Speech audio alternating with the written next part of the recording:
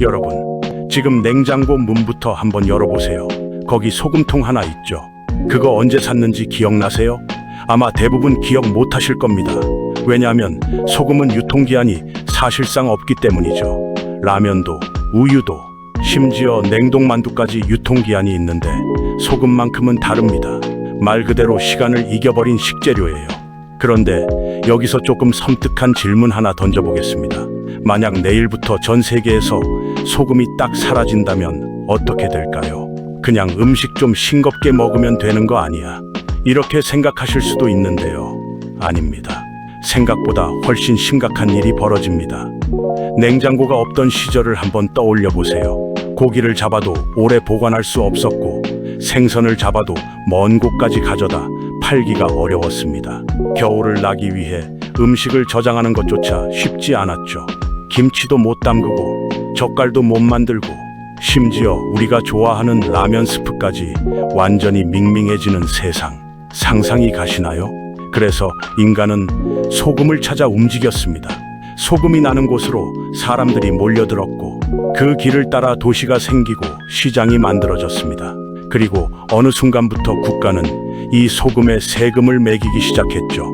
놀랍게도 실제 역사 속에는 이 소금세 때문에 사람들이 무기를 들고 일어난 사건까지 있었습니다. 그런데 여기서 끝이 아닙니다. 소금은 전쟁의 이유였던 것만이 아니라 한때는 국가 재정을 떠받치는 돈이었고, 어떤 시대에는 독립운동의 상징이었으며, 오늘날에는 오히려 어떻게 하면 덜 먹을까를 걱정하게 만드는 물질이 됐습니다. 한때 목숨을 걸고 구해야 했던 소금이 지금은 건강검진 결과지에서 혈압 걱정을 만드는 주범이 된 거죠. 아이러니하지 않나요? 도대체 이 작은 하얀 결정 하나가 어떻게 인간의 식탁을 넘어 도시와 무역, 세금과 전쟁, 그리고 저항의 상징까지 되어버린 걸까요? 오늘 영상 끝까지 보시면 여러분이 매일 아무 생각 없이 집어드는 그 소금 한 꼬집이 완전히 다르게 보이실 겁니다. 인류가 이 평범한 가루 하나를 얻기 위해 치른 대가는 생각보다 훨씬 컸거든요. 자, 그 이야기를 지금부터 시작해 보겠습니다. 냉장고도 없고 냉동고도 없던 시대를 한번 상상해 보세요. 오늘 잡은 물고기, 내일도 먹을 수 있었을까요? 날씨까지 덥다면 거의 불가능했죠. 고기도 마찬가지였습니다. 지금 우리는 냉동실에 만두 하나 넣어놓고 3년 동안 방치할 여유도 있지만 옛날 사람들에게 그런 여유는 사치 중에 사치였어요. 그런데 여기서 소금이 등장합니다. 소금은 음식 속 수분을 빼앗아 버립니다. 그러면 세균이 번식하기 어려운 환경이 만들어지고 음식이 상하는 속도도 확 느려지죠. 쉽게 말하면 소금이 세균들한테 여긴 텅 비었으니까 딴 데 가서 알아봐 하고 안내문을 딱 붙이는 셈이에요. 물론 소금 하나만으로 모든 부패를 막을 수 있었던 건 아닙니다. 건조하고 훈연하고 발효시키고 절이는 방법들이 함께 사용됐어요. 그런데 소금이 인류에게 가져온 변화는 정말 어마어마했습니다. 왜냐하면 오늘 얻은 식량을 오늘 다 먹지 않아도 된다는 사실 하나가 인류의 생존 방식 자체를 바꿔버렸거든요. 생선이 남으면 저장하면 됩니다. 고기가 남으면 보존할 수 있고요. 채소도 절여서 겨울을 준비할 수 있게 됐습니다. 음식은 더 이상 지금 당장 먹어야 하는 것이 아니라 미래를 위해 남겨둘 수 있는 것이 된 거예요. 인류의 생존 시간이 하루 단위에서 계절 단위로 확 늘어난 겁니다. 조금 거창하게 들리죠. 그런데 시작은 사실 별거 아니었습니다. 생선에 소금을 뿌린 것뿐이었어요. 그런데 여기서 또 하나의 문제가 생깁니다. 소금, 어디에나 있었을까요? 사실 소금 자체는 자연 곳곳에 존재합니다.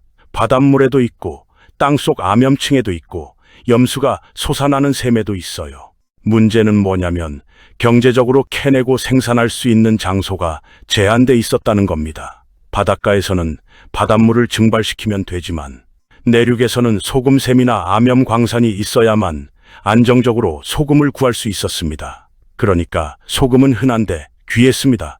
이 아이러니한 모순이 소금 역사를 관통하는 핵심 키워드예요. 잘 기억해 두세요. 이 이야기는 앞으로 계속해서 등장합니다. 이러다 보니 소금은 지역마다 가치가 완전히 달라졌어요. 소금이 나는 곳과 소금이 필요한 곳 사이에 자연스럽게 교역이 생겨났습니다. 소금을 실은 수레가 움직이고 배가 움직이고 상인이 움직였어요.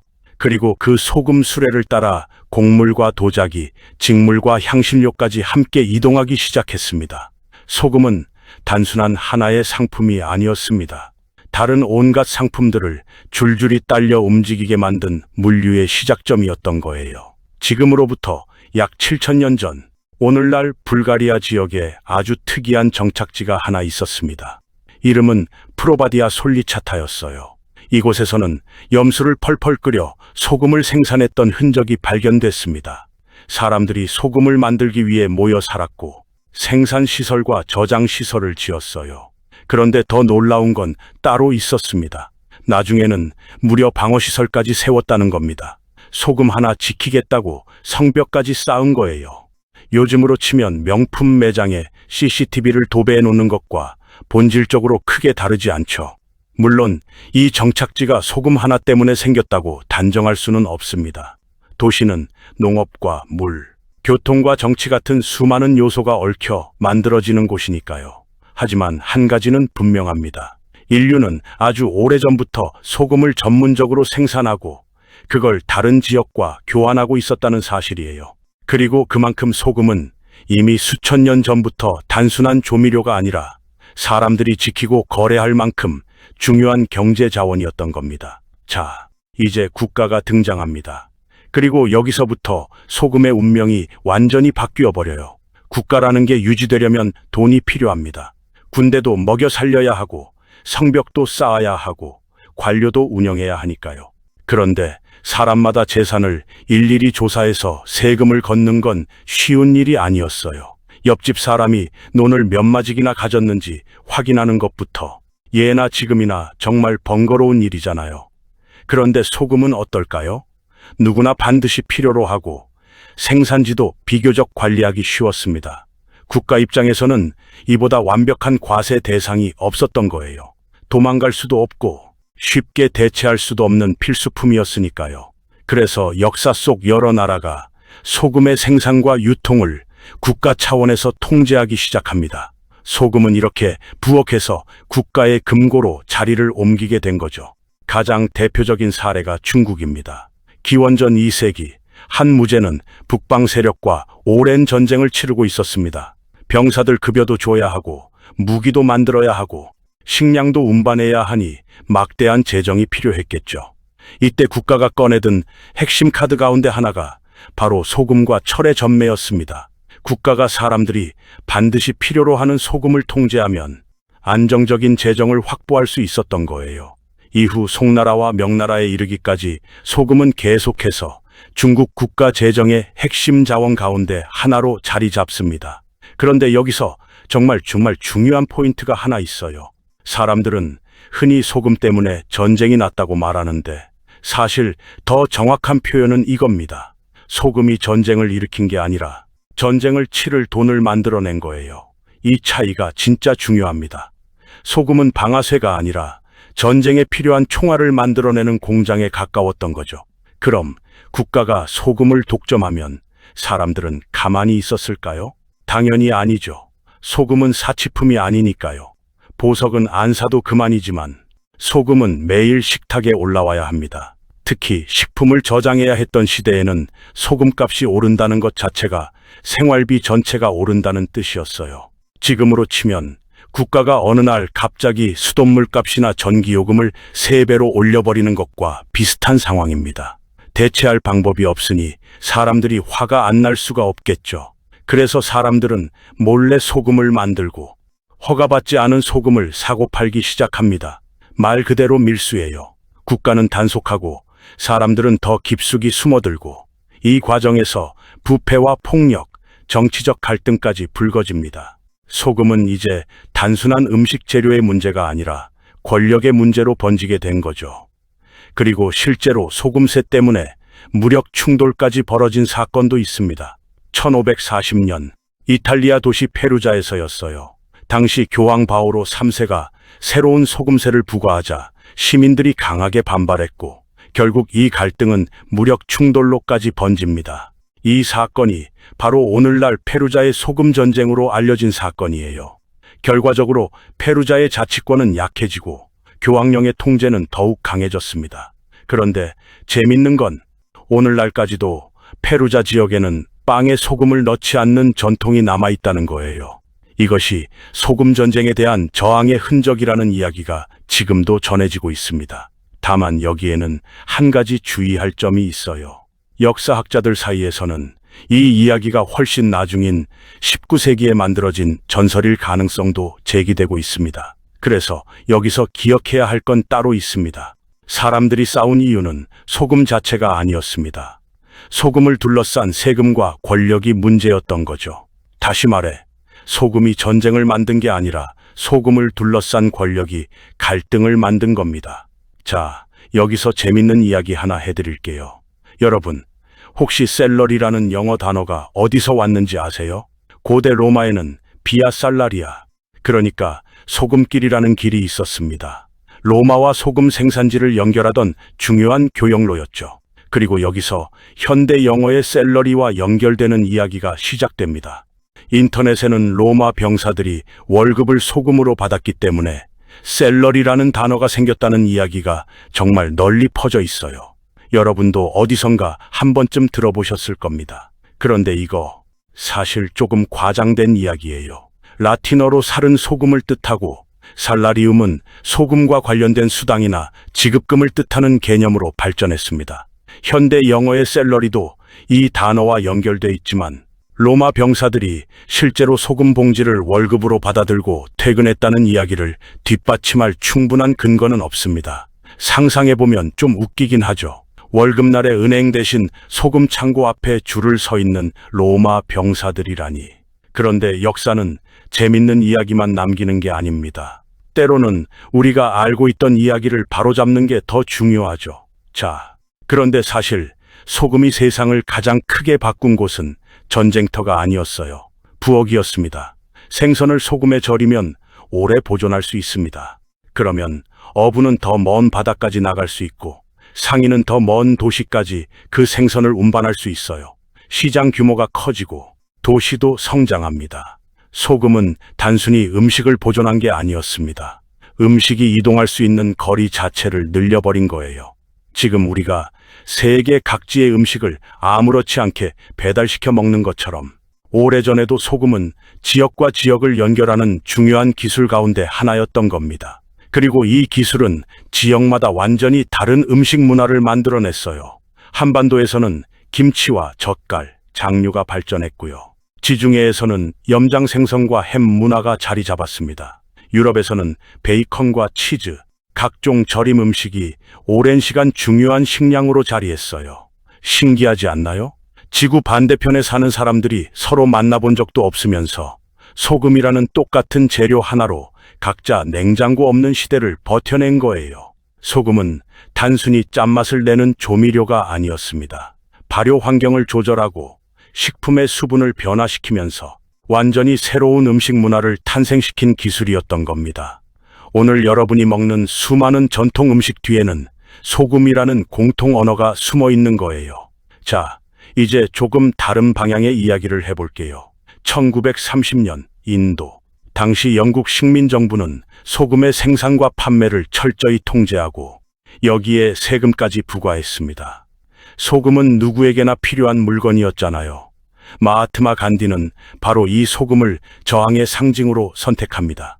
그는 무려 약 390km를 걸어 바닷가 마을 단디에 도착했고 바닷물에서 직접 소금을 만들어 식민정부의 소금법을 공개적으로 위반했습니다. 겉으로 보면 그냥 소금 한 줌이에요. 그런데 정치적으로는 정말 거대한 질문이었습니다. 우리에게 꼭 필요한 소금조차 허락받아야 하는가? 이 작은 행동 하나가 인도 독립운동 전체를 뒤흔드는 상징이 되어버립니다. 소금은 처음으로 권력의 상징을 넘어 자유의 상징이 된 겁니다. 자, 지금까지의 이야기를 하나로 쭉 연결해 볼게요. 처음에는 소금이 음식을 보존했습니다. 그래서 식량을 저장할 수 있었어요. 저장할 수 있게 된 음식은 교역을 만들었고 교역은 도시를 성장시켰습니다. 도시가 커지자 국가는 소금을 세금으로 관리하기 시작했죠. 세금은 국가의 재정을 만들었고 그 재정은 군대를 움직였습니다. 그런데 독점과 과세는 결국 저항도 만들어냈어요. 밀수가 생기고 소금 전쟁이 일어났고 마침내 간디의 소금 행진까지 등장했습니다. 그러니까 소금의 역사는 단순한 음식의 역사가 아니었던 겁니다. 식탁에서 시작된 작은 결정 하나가 교역을 만들고 도시를 키우고 국가의 재정을 움직이다가 결국 자유를 외치는 저항의 상징까지 된 이야기였던 거예요. 자, 그럼 오늘날은 어떨까요? 놀랍게도 역사는 완전히 뒤집혔습니다. 과거에는 소금이 부족한 자원이었어요. 어떻게 구할 것인가가 문제였습니다. 그런데 지금 우리는 소금을 너무 쉽게 구합니다. 편의점만 가도 소금 봉지가 라면 옆에 무심하게 놓여 있잖아요. 한때 목숨을 걸고 사막을 건너 운반하던 그 귀한 물건이 지금은 계산대 옆에서 1,000원짜리로 팔리고 있는 거예요. 세계보건기구는 성인의 나트륨 섭취량을 하루 2000mg 미만, 소금으로 환산하면 약 5g 이하로 권고하고 있습니다. 그런데 전 세계 평균 섭취량은 이보다 훨씬 높은 수준으로 추정돼요. 나트륨을 과도하게 섭취하면 혈압 상승이나 심혈관 질환 위험 증가와 관련이 있는 것으로 알려져 있고요. 여기서 소금의 가장 큰 반전이 등장합니다. 한때 인간은 소금을 찾아 세계를 움직였는데 지금 우리는 오히려 소금으로부터 조금 거리를 두는 방법을 배우고 있는 거예요. 그렇다고 소금이 나쁜 물질이라는 뜻은 절대 아닙니다. 나트륨은 신경과 근육의 기능, 그리고 체액 균형을 유지하는 데 필요한 전해질이에요. 문제는 필요한 양보다 훨씬 많이 먹고 있다는 겁니다. 게다가 현대인의 나트륨 섭취는 소금통에서만 나오는 게 아니에요. 오히려 가공식품을 통해 훨씬 많이 들어오는 경우가 많습니다. 빵, 햄, 치즈, 즉석식품, 소스, 스낵까지 우리는 생각보다 훨씬 많은 나트륨을 이미 먹고 있는 거예요. 그러니까 저녁에 국을 싱겁게 끓였다고 안심할 게 아닙니다. 낮에 먹은 라면 국물과 과자 봉지부터 한번 의심해 봐야 하는 거죠. 그래서 현대의 소금 문제는 단순히 덜 짜게 드세요로 끝나는 이야기가 아닙니다. 우리가 매일 먹는 식탁 전체의 구조를 바꾸는 문제가 되어버린 거예요. 생각해보면 소금은 정말 이상한 물질이에요. 없으면 생존이 어렵습니다. 그런데 너무 많아도 건강을 위협하죠.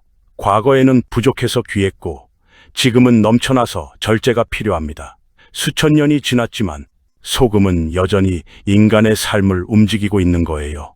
이제 다시 처음에 여러분이 열어봤던 그 소금통으로 돌아가 볼게요.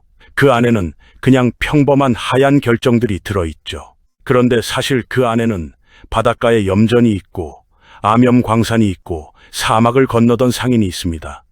시장이 있고 도시가 있고 세금을 걷던 국가가 있어요. 소금세에 저항했던 시민들이 있고 바닷가에서 소금 한 줌을 들어 올렸던 간디가 있습니다. 그리고 지금은 우리의 건강이라는 또 다른 이야기가 그 안에 담겨 있는 거예요. 그러니까 처음 질문에 대한 답은 이겁니다. 인간은 소금 때문에 전쟁을 한 게 아니라 소금을 둘러싼 권력 때문에 갈등했습니다. 그리고 더 중요한 사실이 하나 있어요. 소금은 전쟁보다 오래 살아남았습니다. 왕조보다 오래 살아남았고 국경보다도 오래 살아남았어요. 그리고 오늘도 여러분의 식탁 위에서 조용히 그 역사를 이어가고 있는 겁니다. 한때 인간은 소금을 찾아 세계를 움직였습니다. 그리고 지금 우리는 소금과 함께 더 건강하게 살아가는 방법을 배우고 있어요. 이게 바로 인류 역사에서 가장 평범한 물질 하나가 들려주는 가장 거대한 이야기입니다. 오늘 영상 재밌게 보셨다면 구독과 좋아요 부탁드리고요. 다음에는 또 다른 평범한 물건 속에 숨겨진 거대한 이야기로 찾아오겠습니다. 세계의 식탁, 오늘 영상은 여기까지였습니다. 감사합니다.